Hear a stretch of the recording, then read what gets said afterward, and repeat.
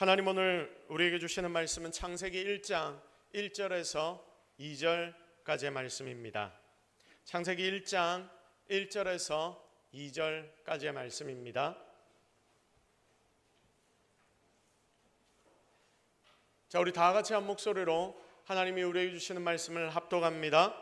태초에 하나님이 천지를 창조하시니라. 그 땅이 혼돈하고 공허하며 흑암이 깊음 위에 있고 하나님의 영은 수면 위에 운행하시니라. 아멘. 자, 오늘은 성령께서 창조적이게 하신다. 성령께서 창조적이게 하신다. 성령의 힘으로 창조적으로 살라라는 제목으로 하나님의 말씀 증거하도록 하겠습니다. 자, 우리가 신앙생활 한다고 이 자리에 앉아 있습니다. 믿음 생활 한다고 여러분은 이 자리에 나와 있습니다. 그런데 여러분, 우리가 신앙생활을 하면서 가장 먼저 알아야 할 것이 무엇이냐? 그것은 바로 하나님이 어떤 분이신가? 라는 질문입니다. 자, 우리가 믿는다라고 말하는 믿음의 대상인 하나님, 이 하나님이 과연 어떤 분이신가? 이것을 알아야 여러분, 우리가 뭔가를 믿든지 아니면 안 믿든 하지 않겠습니까?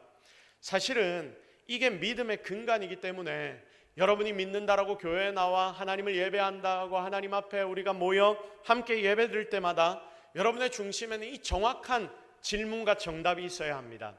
하나님은 어떤 분이신가? 내가 믿는 이 믿음의 대상인 하나님은 과연 어떤 분이신가? 그래서 성도에게는 이것을 아는 지식이 굉장히 중요합니다. 매일 하나님의 백성으로 살기 위해 말씀을 묵상하는 여러 방법들이 있습니다. 그런데 그 방법들 중에 하나인 큐티라는 것이 있습니다. 여러분 다들 들어보셨지요? 큐티, quiet time이라고 말합니다. 조용하게 일어나자마자, 잠에서 깨자마자 하나님을 만나서 성경 말씀을 통해서 하나님의 음성을 듣고 하루를 시작해야 되겠다. 참 좋은 신앙훈련이라고 생각을 합니다. 자, 그런데 여러분, 우리가 새벽에 큐티를 할 때 많은 사람들이 큐티 교재를 가지고 하고 거기에 나와 있는 내용들을 쭉 읽고 넘어가는데, 여러분, 제가 생각하는 큐티의 제일 중요한 포인트는 이겁니다. 큐티 교재가 없어도 괜찮습니다.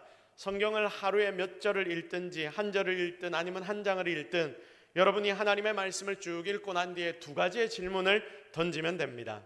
자, 말씀을 깊이 정독하면서 과연 이 말씀 속에서 하나님은 오늘 어떤 분으로 나에게 나타나시는가? 자, 이 질문이 굉장히 중요한 질문입니다. 우리 첫 번째 질문을 같이 한번 던져볼게요. 하나님은 어떤 분이십니까? 시작. 성경의 말씀을 읽고 이 성경 속에서 하나님은 어떤 분이십니까? 하나님에 대해 기록이 되지 않는 내용이라 하더라도 그 내용을 읽으면 그 속에는 하나님의 섭리와 하나님의 뜻이 다 있습니다.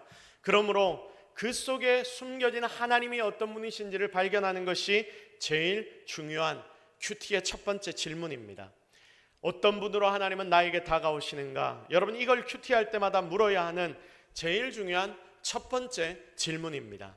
두 번째 질문이 뭐냐면, 또 이 말씀을 통해서 하나님이 오늘 나에게 요구하시는 것은 무엇인가? 여기에 내가 오늘을 살면서 적용해야 하는 부분이 발견되는 것입니다. 첫 번째 질문 무엇입니까? 하나님이 어떤 분이신가? 오늘 이 말씀 속에서 하나님은 나에게 어떤 분으로 다가오시는가? 이게 첫 번째고요. 두 번째 질문은 무엇입니까? 그러면 하나님께서 오늘 이 말씀을 통해서 나에게 요구하시는 것이 무엇인가? 여러분, 이 두 가지 질문만 딱 던지면 여러분이 오늘 하루를 이 말씀을 통해 어떻게 살아가야 할지를 깨닫게 되는 것입니다. 이렇게 두 개의 질문을 하면서 하나님을 발견하고 하루를 살 수 있는 힘을 우리는 얻게 됩니다. 하나님을 믿는 성도라면 큐티뿐만이 아니라 삶의 모든 영역에서 이 두 가지의 질문들이 있어야 하고, 그리고 이 질문의 답을 통해서 여러분은 성도로서 세상을 제대로 살아갈 수 있는 방법을 발견하게 되는 것입니다. 자, 그래서 믿음을 가지고 이 자리에 예배드리러 여러분이 나오셨는데, 여러분에게 이 중요한 질문을 다시 한번 제가 던지도록 하겠습니다. 하나님은 이 자리에 앉아있는 여러분에게 과연 어떤 분이십니까? 여러분 한번 대답해 보십시오. 하나님은 지금 이 자리에 있는 여러분에게 과연 어떤 분이십니까? 여러분이 매일매일 묵상하는 하나님은 어떤 분입니까?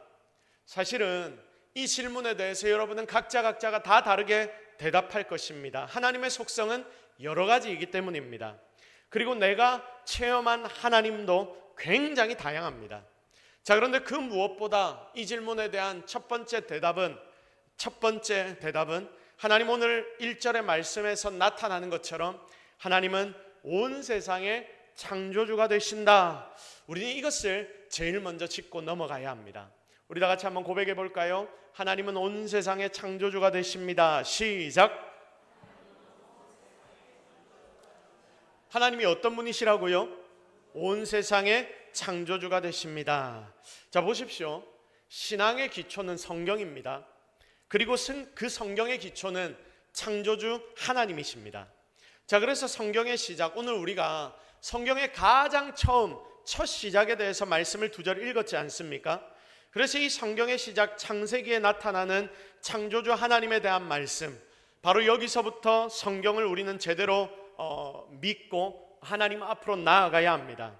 자, 그런데 우리가 이 부분부터 성경을 제대로 믿지 못하고 이게 진짜로 믿겨지지 않으면 우리의 신앙생활은 굉장히 힘들어집니다. 이렇게 우리가 창조하신 하나님을 믿지 못하면 나중에는 성경의 전부 뒤에 모든 성경들을 믿을 수 없게 되고 결국 우리는 믿음에서 떠나게 되는 것입니다. 기억하십시오. 하나님은 분명히 우주 만물을 창조하셨고 그 중에서 가장 위대한 걸작으로 사람을 창조하셨습니다. 이게 놀라운 기적이자 하나님의 능력입니다. 지금 우리가 세상의 모든 만물들이 오묘하게 맞물려 돌아가는 것을 볼 때마다 이 세상이, 이 지구가 얼마나 멋지게 쫙 끼워 맞춰진 것처럼 지금 세상을 돌아가고 있습니까? 그래서 우리가 이것을 깊이 파고 들어가 볼 때마다 하나님이 창조하신 세계가 얼마나 아름다운지를 깨닫습니다. 여러분, 그렇지 않습니까? 사람의 세포 구성 하나하나부터 시작해서 마이크로의 세계, 우리가 현미경으로 보지 못하면 알 수 없는 그런 세계, 눈에 보이지 않는 세계로 지금 점점 더 탐구해 가고 있지 않습니까? 세포 안에 미토콘드리아를 검색하고 그리고 그 속에 포함되어 있는 DNA를 보고, 그래서 DNA를 게놈 지도를 만들어서 사람의 DNA의 지도를 지금 만들어가는 시대가 지금 이 시대입니다. 그리고 아니면 더 광활한 우주로 나가 그 넓디 넓은 무한한 공간을 보면서 인간들이 느끼는 게 무엇이냐면, 와, 이 모든 섭리가 절대 저절로 될 수 없는 것이구나. 이 모든 것은 절대 저절로 되지 않는구나. 우주의 신비에, 그리고 온 세상의 신비에 압도되는 것을 모두가 경험하게 됩니다. 무신론자이자 세계적인 생물학자인 또한 의사인 프랜시스 콜린스라는 사람이 있습니다. 이 이미지에 떠 있는 분이 프랜시스 콜린스라는 사람입니다. 여러분, 이분이 어떤 분이냐면 무신론자였습니다. 자기가 과학자니까 신은 없다라고 고백했던 사람이 바로 이 사람입니다. 이분이 얼마나 대단한 분이냐면요, 미국의 국립보건원 원장까지 지냈던 사람입니다. 여러분, 이분의 전공이 뭐냐면 인간 유전학 교수입니다. 자, 그리고 역사상 최초로 인간 유전체 연구 사업, 게놈 프로젝트라고 말하죠. 여러분, 게놈 프로젝트의 처음으로 이 게놈 프로젝트를 이끌어서 지도를 만들어냈던 사람이 바로 이분입니다. 그만큼 유명한 사람이 이 프랜시스 콜린스라는 사람입니다. 여러분, 그런데 이렇게 똑똑하고 대단한 사람이 결국 뭐라고 말하는지 아십니까? 자기는 원래 무신론자였는데 게놈 프로젝트를 진행하고 자기가 연구하는 이 모든 유전학에 대해 연구하고 깊이 있게 들어가 보다 보니까, 나는 원래 무신론자였는데 세상에 드러난 과학적인 그리고 물리적인 현실 안에 있는 하나님의 진리를 확증하면서 나는 드디어 기독교인이 되었다라고 말했습니다. 내가 연구를 하다가 막 파고들고 이 마이크로의 세계로 들어가다 보니까 여기에 하나님이 계시지 않으면 이런 일들이 일어날 수 없구나, 하나님이 계신 걸 바로 여기서 발견했다라고 말합니다. 이 연구들이 예배다.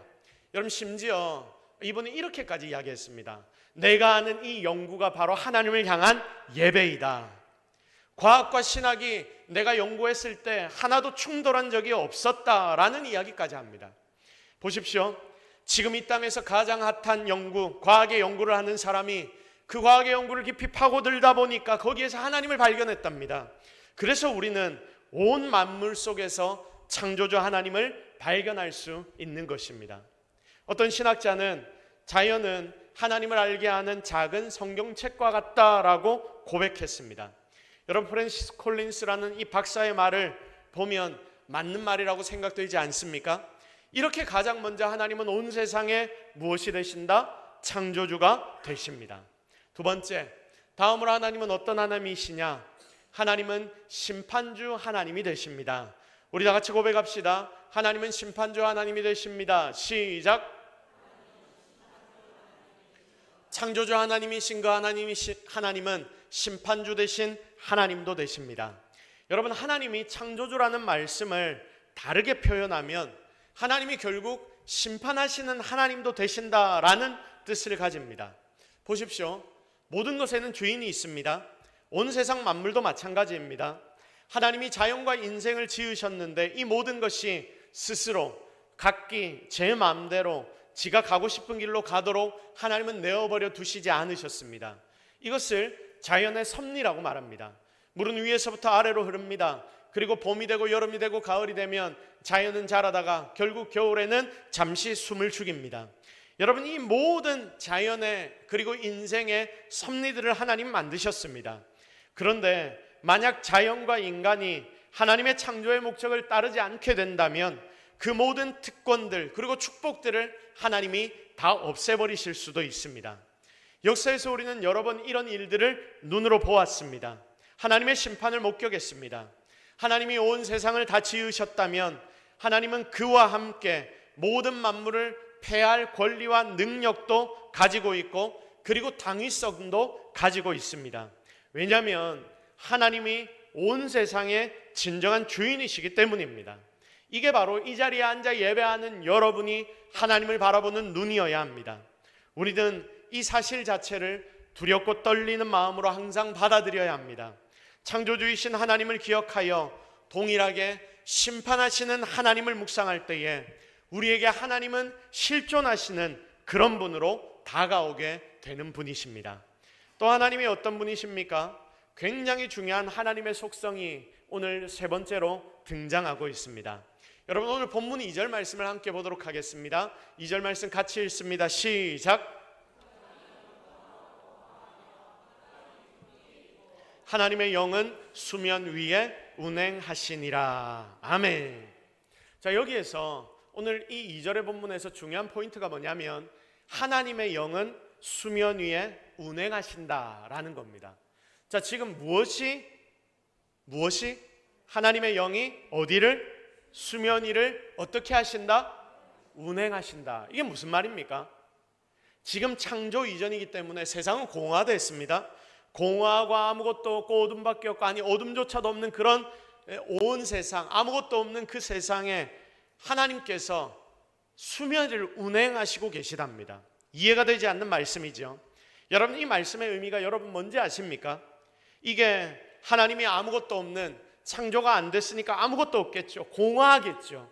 그 공허한 것을 그냥 하나님이 날아다니고 계신다, 구경하고 계신다, 이렇게 이해하는 분들이 계신데 여러분, 절대 이렇게 이해하시면 안 됩니다. 여러분, 어떤 의미냐? 하나님의 영이 수면 위에 운행하신다라는 이 표현은 성경의 원래 언어인 히브리서를 봐야 합니다. 제가 이미지 3장 제가 드렸는데 한번 띄워주십시오. 자, 뭐라고 되어 있습니까?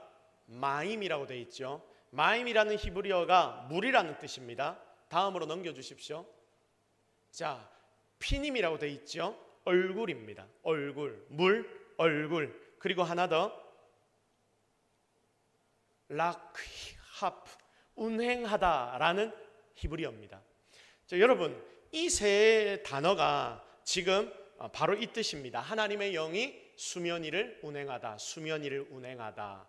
자, 수면 위를 운행하다. 처음부터 다시 한번 보여주시겠어요? 물, 그리고 얼굴, 운행하다. 수면, 물 얼굴, 물의 얼굴처럼 이 위를 하나님의 영이 지금 운행하고 있다라는 이 내용이 바로 이 본문입니다. 여러분, 그런데 제가 왜 이렇게까지 여러분에게 사실 히브리어 보여드린다고 여러분이 이해할 수 있습니까? 저도 사실 다 까먹고 이해가 잘 안 됩니다. 그런데 왜 이런 말을 여러분에게 보여드립니까? 너무 중요한 내용이기 때문입니다. 성경의 원래 언어인 이 히브리어로 보면 한 단어마다 뜻이 다 있습니다. 자, 그래서 이 세 단어 수면 위를 운행하다라는 이 단어를 실제적으로 해석을 해보면 어떤 뜻이 되냐면 마치 어미새가 사랑으로 그 알을 품고 있는 것처럼 그렇게 하나님의 영이 수면 위를 운행하면서 이 세상 전체에 하나님의 품으로 품고 있는 모습을 보여주는 것이 바로 이 문장입니다. 자, 그러니까 바로 이 본문은 이런 놀라운 의미를 담고 있다라는 사실입니다. 지금 보면 아무것도 없고 천지가 창조되지도 않고 공허하고 우리는 그때 이 세상이 어떠했는지도 알 수 없습니다. 그런데 그때를 아시는 그 하나님께서 하나님이 창조하시지도 않은 그 공허한 곳을 보시면서 그곳을 마치 어미새가 날개로 안아주듯이 그렇게 알을 안듯이 지금 창조되지도 않은 그 상황에서 하나님은 그의 사랑을 보이시고 계십니다. 공허한 곳인데 형체조차도 없는데 여러분, 우리가 사실 그런 모습조차도 알 수 없지 않습니까?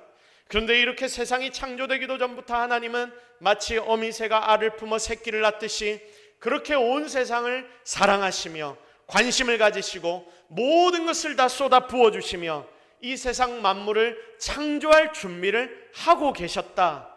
이걸 이 본문은 우리에게 가르쳐 줍니다. 여러분, 이렇게 공허함 속에서부터 이미 하나님이 계획하셨다는 것을 우리가 깨달을 때에 하나님이 이제 곧 창조하시는데 이 창조의 의미가 어떤 의미인지를 더욱더 크게 깨달을 수 있는 것입니다. 보통 우리는 하나님이 말씀만으로 세상을 창조하셨다, 빛이 있으라 하니까 빛이 딱 생기니까 여러분 이게 너무 쉬운 창조 아니냐라는 생각을 나도 모르게 하게 되거든요.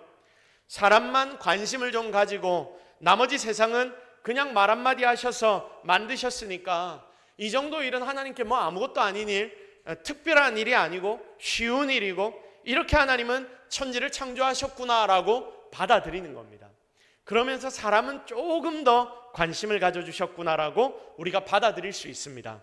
그런데 여러분, 2절의 말씀을 보면 그게 아니라는 것이 정확하게 등장하고 있습니다. 하나님은 정말 모든 관심과 정성을 다들여 세상을 창조하셨는데 마치 새가 알을 품어 꼭 안고 부화되기까지 기다리듯이 그렇게 정성을 쏟듯이 그렇게 온 세상을 하나님이 창조하셨습니다. 거기다 인간은 어떻게 창조하셨습니까?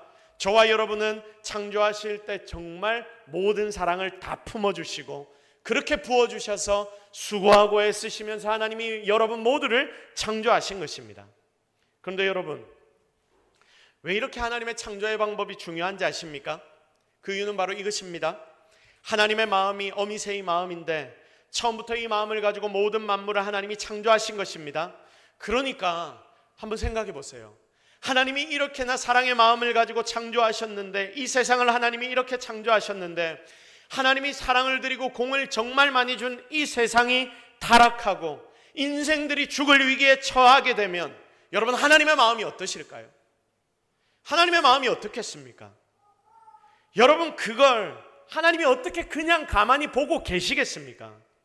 그래서 하나님은 온 세상의 타락을 보시면서 너무나 아파하시고 절대 가만히 계실 수 없었던 것입니다. 흑암에 빠진 세상과 인간에 대해 결코 포기하지 않으시는 하나님의 사랑, 그 사랑을 우리는 창세기 1장 1절과 2절을 보면서 이 시작부터 바로 경험하고 발견하게 되는 것입니다. 그래서 하나님의 세 번째 속성은 뭐다? 여러분, 하나님의 세 번째 속성은 뭡니까? 하나님은 사랑의 하나님이시다. 우리는 이렇게 창세기 시작의 말씀, 창세기 1장 1절에서 2절의 말씀을 보면서 하나님의 속성을 세 가지로 발견할 수 있게 됩니다. 우리 세 번째 하나님의 속성도 함께 고백합시다. 감사하는 마음을 가지고 함께 고백합시다. 시작. 하나님의 사랑의 하나님이 되신다. 그런데 여러분, 2절 말씀의 표현을 다시 한번 보십시오. 2절 말씀 다시 한번 띄워주시겠습니까? 2절 말씀, 그 땅이 혼돈하고 공허하며 흑암이 깊음 위에 있고 하나님의 영은 수면 위에 운행하시니라. 여러분, 이 표현을 보면 우리가 아는 삼위 하나님 중에 한 분의 하나님이 가장 많이 떠오릅니다. 그 하나님은 어떤 하나님이십니까? 성부 하나님이십니까? 성자 하나님이십니까? 성령 하나님이십니까? 여러분도 다 동의하시죠? 이 본문의 메시지를 보면 성령 하나님이 가장 많이 떠오릅니다. 우리 위에 강하고 급한 바람으로 불의 혀같이 갈라지는 것으로 찾아오신 하나님의 영으로 불리시는 성령 하나님, 그렇게 찾아오셔서 운행하시는 성령 하나님이 2절의 말씀 보면 생각나는 것이 당연한 이치입니다. 여러분, 여기에도 의미가 있는 거예요. 자, 2절의 본문은 하나님의 사랑을 우리에게 보여주는 본문이라고 제가 방금 말씀을 드렸지요. 좀 더 구체적으로 들어가 보면 그렇게 우리를 사랑하시는 하나님, 그 중에 지금 이 말씀이 표현하는 성령 하나님께서 지금 우리 가운데 임하셔서 운행을 해주셔야지 우리는 마치 어미새와 같이 품어주시고 성령 하나님이 지금 우리에게도 찾아오셔서 동일하게 안아주셔야지 그제서야 우리는 죽음에서 벗어나 새로운 창조를 경험하게 되고 그제서야 우리는 제대로 이 땅을 사는 방법을 배우게 된다는 말씀을 이 본문은 우리에게 또한 가르쳐 줍니다. 성령 하나님이 지금 여러분 가운데 여러분의 중심에도 찾아오셔서 여러분의 중심에 운행하시면서 다니셔야지 그때 여러분의 생애도 사는 길이 열리게 된다는 말씀입니다. 새로운 창조의 시대가 열리고 바로 그때 우리는 살아나게 되는 것입니다. 이것이 하나님 안에서 성도인 우리가 누릴 수 있는 가장 놀라운 축복이자 은혜입니다. 지금 우리는 여기에 성도라고 하나님을 믿는다고 찾아와서 함께 앉아서 예배를 드립니다.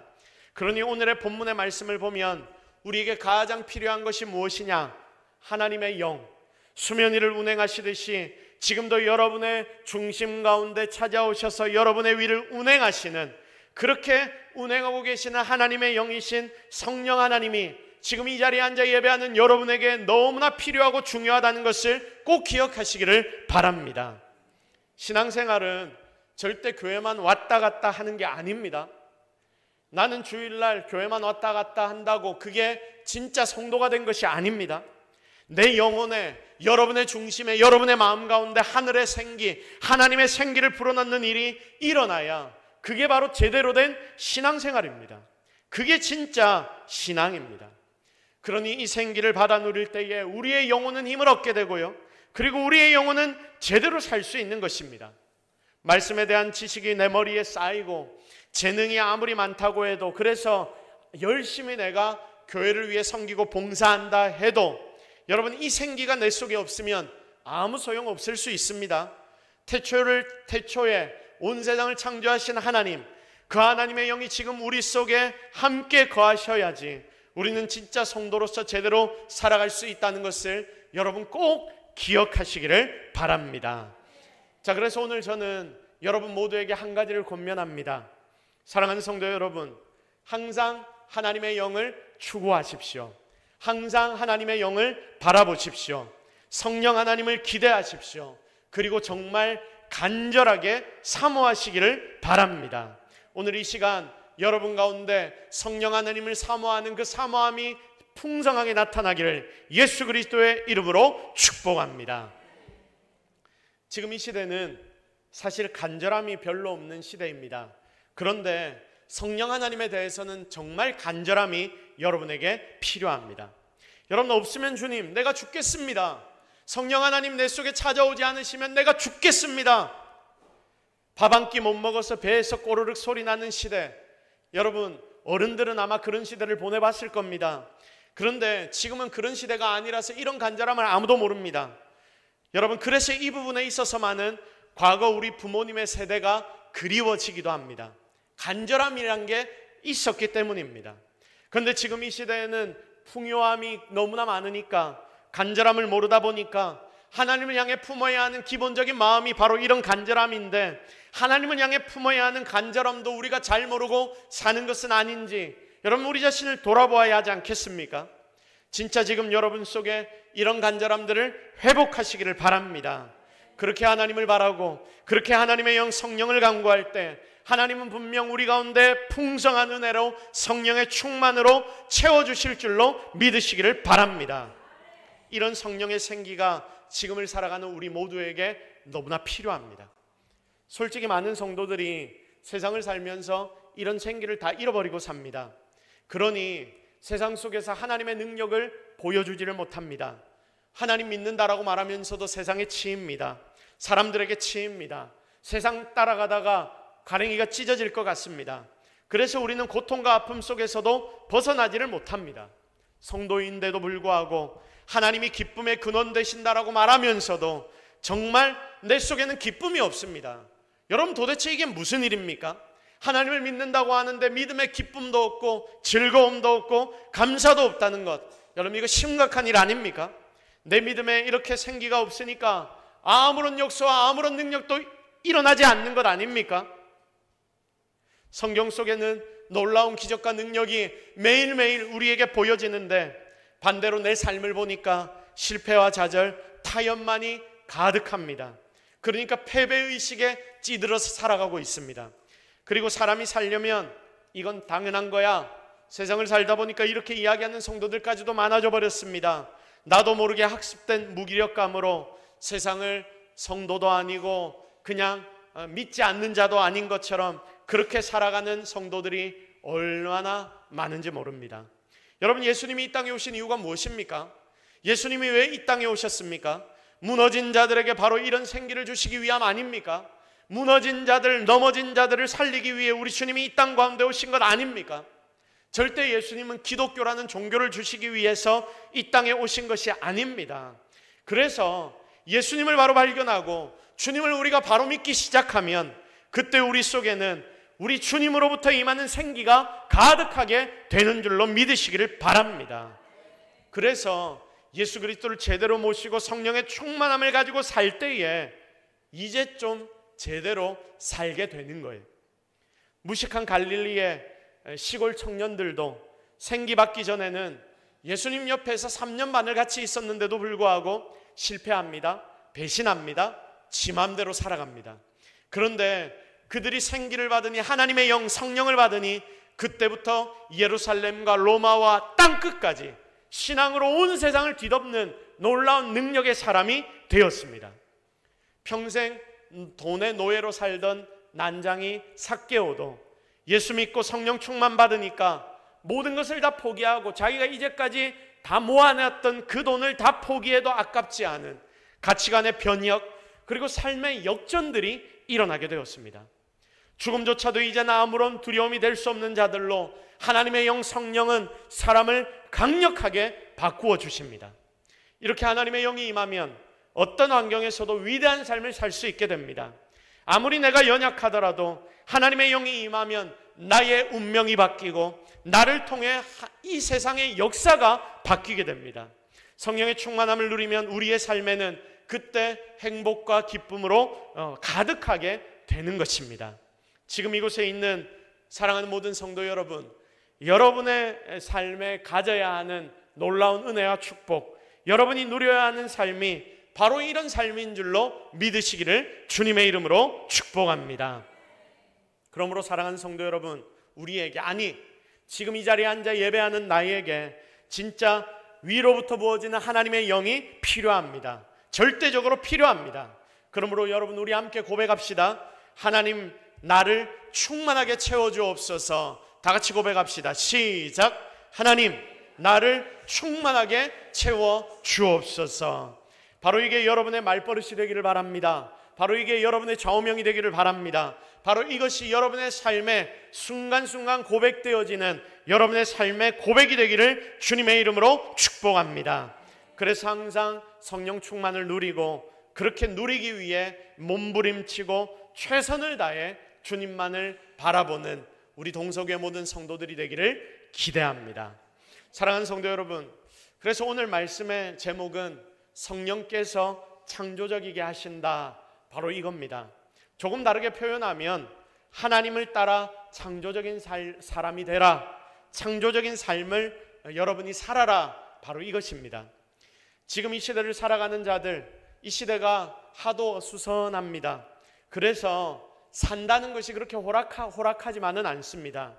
더구나 여러 주변의 환경들로 인해서 교회와 기독교에 대한 여러 비난하는 세력들도 많이 있고, 그리고 겉으로 보고 욕하기는 사실 너무 쉽지 않습니까? 그러니까 대상 하나를 딱 만들어 놓고 찍어서 비난하는 게 사람들의 죄된 본성에 부합하는 일이기 때문에 그렇게 비난하는 자들도 많습니다. 또한 우리 성도들 중에, 교회들 중에서 눈에 띄게 문제를 일으켜 욕을 먹는 일들도 때로는 하긴 합니다.